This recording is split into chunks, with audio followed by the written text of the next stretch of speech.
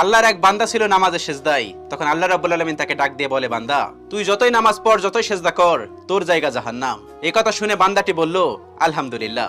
আল্লাহ তখন বলে, এই বান্দা, জাহান্নামের কথা শুনে কেউ আলহামদুলিল্লাহ কয়? বান্দা তখন বলে, আল্লাহ, জাহান্নামের মালিকও তুমি, জান্নাতের মালিকও তুমি। তুমি আল্লাহ খুশি হয়ে যদি আমাকে জাহান্নামও দাও, তাও আমার আপত্তি করার কোনো অধিকার নেই।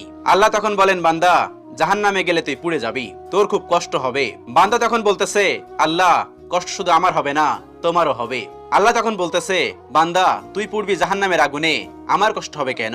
বান্দা তখন বলে, আল্লাহ, কোনো মায়ের কোল থেকে যদি কোনো বাচ্চা পানিতে পড়ে যায়, তাহলে কোনো মাই দূরে দাঁড়িয়ে থাকতে পারে না, দৌড়ে গিয়ে বাচ্চাকে কোলে নেয়।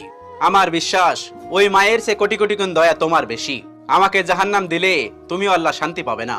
আল্লাহ তখন বলে, বান্দা, এই দলিল তুই কই পাইলি?